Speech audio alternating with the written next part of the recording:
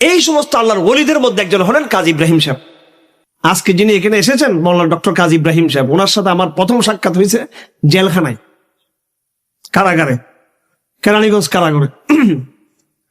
আমি তো ওনাকে টেলিভিশনে দেখছি, কিন্তু সরাসরি কখনো দেখি নাই। এবং ওখানে যেটা দেখছি সেটা তো আপনারা দেখেন নাই। আপনারা কি দেখছেন? উনি মাঝে মাঝে কিছু আধ্যাত্মিক কথাবার্তা বলেন, কিছু ব্যাখ্যা উনি দেন, এগুলো ওনার ব্যক্তিগত ব্যাখ্যা। এর মধ্যে কিছু বিষয় হয়তো আমরা দ্বিমত পোষণ করতে পারি, কিন্তু এটাই কিন্তু কাজী ইব্রাহিম না। কাজী ইব্রাহিমের, আল্লামা শেখ কাজী ইব্রাহিমের আরো পরিচয় আছে।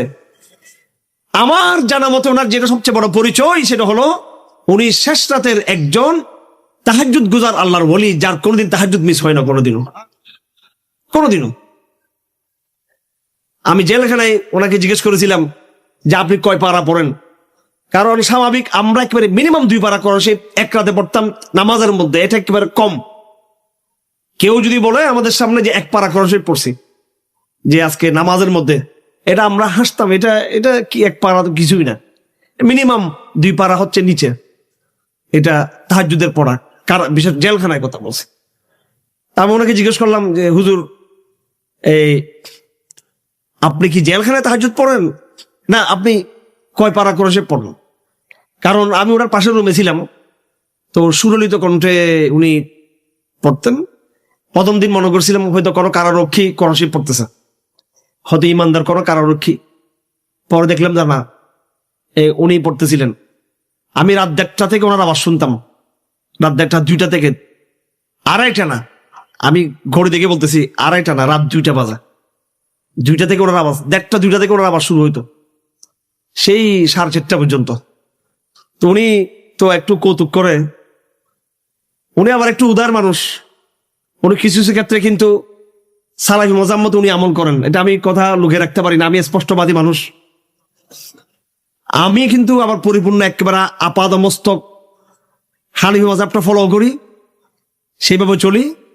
কিন্তু কাজী ইব্রাহিম সাহেব আমার চেয়ে বড় আলেম, উনি কিছু ক্ষেত্রে উনি উদারভাবে হয়তো উনি চলেন।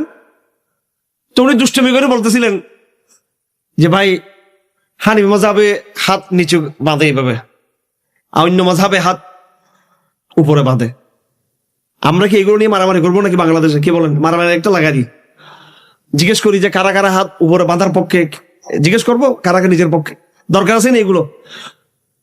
দুটো পক্ষে আমরা এক পক্ষ, ঠিক আছে ইনশাল্লাহ। এগুলো নিয়ে কোনো মারামারি হবে না বাংলাদেশ ইনশাল্লাহ। তো হানিফি সালাফি মাযহাব মতো বিভিন্ন আমল আছে। এখানে আমরা মানুষদেরকে বলি, আওয়াম ভাইদেরকে বলি, যেটা মানবা একটা মানবা। তুমি যদি হানিফি মাযহাব মতো আমল করতে চাও, তাহলে তুমি হানিফি মাযহাবের আলেমকে মানবা। তুমি এক পা এই নৌকাতে আর এক পা ওই নৌকাতে দিতে পারবা না। আর তুমি যদি সালাফি মাযহাব মানতে চাও, সমস্ত মাযহাবে তোমাকে সালাফি কোনো একজন আহলে হাদিস কোন আলেমকে তোমাকে মানতে হবে। কথা বুঝে আসছে আপনার? আপনার মনে চাইলো কিছু মাযহাবে সুযোগ সুবিধা বেশি, হানিফি মাযহাবে বিয়ে করার ক্ষেত্রে হানিফি মাযহাবের সুযোগ সুবিধা বেশি একটু। বিয়েটা সহজ। বিয়ে কি বালেগ মেয়েদের মা বাবার কি লাগে না অনেক সময় কিছু শর্ত আছে। আবার অন্য মাযহাব মতো কঠিন, ঠিক আছে? এখানে আসিয়ে সবাই হানিফি মাযহাব হয়ে যায় তখন আবার। হ্যাঁ, তো আবার বিয়ে ছাড়ার ক্ষেত্রে অন্য মাযহাবের ক্ষেত্রে আবার হানিফি মাযহাব টাইট, এখানে তখন আবার অন্য মাযহাবের দিকে চলে যায়। এটা হবে না। আমরা যেটাই করব সেটা আমরা পরিপূর্ণ ইসলামের দিন আনুগত্য করে করবো। মন মতো চললে এটা হবে না। হবে মন মতো। আমার মনে চাইলো এই হুজুরের কথা ভালো লাগলো, ওনার থেকে কিছু নিলাম, আর ওনার যেটা ভালো লাগে না এটা বাদ দিলাম। আবার আরেক হুজুর আরেকটা মনে চাইলো, এটা নিলাম। যখন যেটা মনে চায় সেটা হবে না। বরং আপনাকে পুরো দিন শরীয়তকে কোরআন সুন্নাতে যেভাবে আছে এটা মানতে হবে। কোনো একজন না কোনো একজন আলেমকে আপনাকে ফলো করতে হবে। যাই হোক, তো উনি বলতেছিলেন যে হানিফি মাযহাবে তো হাত নিচে বাঁধতে হয়, আর অন্য মাযহাবে হাত উপরে বাঁধে এইভাবে। তো বলতেছে কারাগারে ঢুকার পরে তাহাজ্জুদের সময়, বিশেষ করে তাহাজ্জুদ পড়তে পড়তে মানুষ ক্লান্ত হয়ে যায়। বলতেছে আমার তাহাজ্জুদের সময় বুঝে আসে যে এত মাযহাব কেন। বলে তাহাজ্জুদ পড়তে পড়তে হাত এখানে রাখতে রাখতে পরে হাত থেকে নেমে যায়। তখন তো বললাম হানিফি মাযহাবটা দরকার আছে। হ্যাঁ, এটা যাক একটু কৌতুকের বিষয়। আমার ভাইয়েরা, আমি ওনাকে জিজ্ঞেস করলাম যে আপনি কয় পারা পড়েন? আমি মনে করছি যে আমি হয়তো 2 পারা 2.5 পারা পড়ে অনেক বেশি পড়তেছি। তো উনি বললো যে মিনিমাম তো কোরআন শরীফে যে মঞ্জিল আছে না, মঞ্জিল 6-7 পারা নিয়ে এক মঞ্জিল, এক মঞ্জিল এক রাত্রে পড়তেন তিনি। মঞ্জিল না পারলেও কমপক্ষে 4 পারা 5 পারা কোনো ব্যাপারই ছিল না। রাত্রে প্রথমে শুনি যে সুরে বকরাদা আছে, কিছুক্ষণ বড় দিকে সুরে আল ইমরান, বড় দিকে সুরে নেসার মধ্যে চলে গেছে। এইটা শুধু উনি না, কারাগার থেকে আরো অনেক আলেমরা বের হয়েছে। আমি এই কথা বলার উদ্দেশ্য কি, আমার প্রজন্মের ভাইদের মধ্যে যারা সচেতন আছেন, আমাদের যারা ভক্ত, আমাদের যারা ফলো করতে চান, আমি আপনাদের উদ্দেশ্যে বলতে চাই, আপনারা মুত্তাকিদেরকে চেনার চেষ্টা করুন, মুত্তাকিদেরকে চেনার চেষ্টা করুন। ফেসবুকে, হোয়াটসঅ্যাপে, অনলাইনে যাদেরকে বেশি দেখা যায়, ওদের চেয়ে বড় মুত্তাকি হচ্ছে ওই সমস্ত লোকেরা যাদেরকে দেখা যায় না। মাওলানা আবু তাহেরকে আপনারা চিনেন?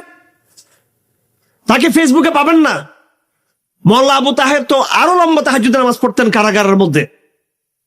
ওনাকে আমি জিজ্ঞেস করলাম আপনি কতটুকু পড়েছেন আজকে? তো বলছে আজকে শরীর খারাপ ছিল, আজকে বেশি পড়তে পারি, শুধু 5 পারা পড়ছিলাম আজকে। উনি জেল থেকে বাইর হয়েছে প্রায় 19 বছর পর জেল থেকে বাইর হয়েছেন। মাওলানা আবু সাইদ 17 বছর পর জেল থেকে বের হয়েছেন। কারাগারে ওনাকে দেখছি আমি রাত 1টা বাজে উনি তাহাজ্জুদের নামাজ শুরু করতেন। রাত 1টা বাজে 8 পারা 10 পারা ওনারা এইভাবে নামাজের মধ্যে পড়তেন। শেখ জসিমউদ্দিন রহমানী কারাগারে দীর্ঘ কিয়ামুল লাইল করতেন। এই সমস্ত আল্লাহর ওলিদের মধ্যে একজন হলেন কাজী ইব্রাহিম সাহেব, কারাগারে তাহাজ্জুদের নামাজ পড়তেন। আজকে ওনাকে আপনারা এখানে এনেছেন। আমি মনে করি বুজুর্গ লোকরা আসাটাই একটা বড় বরকতের জন্য যথেষ্ট আমাদের। এখানে আজকে যদি অন্য কোনো বাংলাদেশের নাম করা, নাম যারা বিখ্যাত যারা সেলিব্রিটি আছেন, তারা যদি আসলে হয়তো আজকে আরো ব্যাপক মানুষের সমাগম হতো। কিন্তু আমি ইনশাআল্লাহ গ্যারান্টি দিয়ে বলতে পারবো, মুত্তাকি লোকরা আসার কারণে হয়তো লোকের মহাসমাগম হবে না, কিন্তু তাদের কথার কারণে, তাদের সোহবতের কারণে, তাদের এখানে আগমনের কারণে এই এলাকাতে হেদায়েতের এমন বীজ বপন হবে, কিয়ামত পর্যন্ত বীজ ধারাবাহিক থাকবে ইনশাআল্লাহ আজিজ। এটা বিশ্বাস, এটা তাকওয়ার যুগ, তাকওয়ার স্পিরিট। ডক্টর কাজী ইব্রাহিম সাহেব একজন, যদি মানুষ সমালোচনা করুক, তিনি বাংলাদেশের যদি আল্লাহর খাতায় লিস্টে হয় কারা বেশি কোরআন তেলাওয়াত করে, বাংলাদেশের মধ্যে গুটি কয়েক ব্যক্তি যারা সবচেয়ে বেশি কোরআন তেলাওয়াত করে, তার মধ্যে উনি একজন। এরকম কোরআনের তেলাওয়াত করেনওয়ালা বুজুর্গকে আপনারা নিয়ে আসছেন এখানে, এবং যার হাদিসের অগাধ জ্ঞান হাদিসের, এত বয়স ওনার এত হাদিস মুখস্থ। আমি খুব কম আলেমকে আমি দেখেছি। আমার সামনে আরেকজন বুজুর্গ এখানে বসে আছেন, উনি অনেক বড় আলেম আপনাদের এলাকার। 1970 সালে 71-70 সালে তিনি হাটাদারি মাদ্রাসা থেকে দাওরা পাশ করেছেন, এবং অবাক হইতে পারেন আপনার, উনি কাজী ইব্রাহিম সাহেবের উস্তাদ সমতুল্য। আমাদের হাটাদারি মাদ্রাসার বর্তমান শেখুল হাদিস হযরত মাওলানা শেখ আহমদ সাহেব হাফিজাহুল্লাহ তাআলা, উনি আমার উস্তাদ। আমাদের হুজুর আপনি পড়ছেন নি? আচ্ছা, আমাদের উস্তাদ আবুদর শরীফ পড়েছেন 94 সালে। উনি এখন বুখারী পড়ান, শেখুল হাদিস। শেখ আহমদ সাহেব হুজুর সাথী হচ্ছেন আমাদের এলাকার। তো বুজুর্গদের সোহবত নেবেন আপনারা, আলেমদের সোহবত নেবেন। আমি আজকে সফল, আমি আজকে আসলে ওয়াজ করার জন্য আসিনি। আমি তো চট্টগ্রাম শহরের মানুষ, আর আমি দাওয়া মুভমেন্টের ভাইদের সাথে আমি আছি, যুক্ত আছি। কিছুদিন আগে এখানে আসছিলাম, আবার আসবো এখানে। বাকি আমার আজকে অ্যাচিভমেন্ট যেটা, আমার সবচেয়ে যেটা সাফল্য, সেটা হলো যে ডক্টর কাজী ইব্রাহিম সাহেবের মতো একজন মুত্তাকি ব্যক্তিকে আমি এখানে হাজির করতে পেরেছি। আধ্যাত্মিকতাকে মানুষ ট্রল করে। হ্যাঁ, কিছু জিনিস আমি বলবো না যে মানুষের সব কথা সঠিক, কিন্তু শুধু আমার বুঝে আসতেছে না বিদায় কোনো জিনিস ভুল, সেটাও কিন্তু না। অনেক জিনিস আপনার বুঝে আসতেছে না, কিন্তু সেটা সঠিক হতে পারে।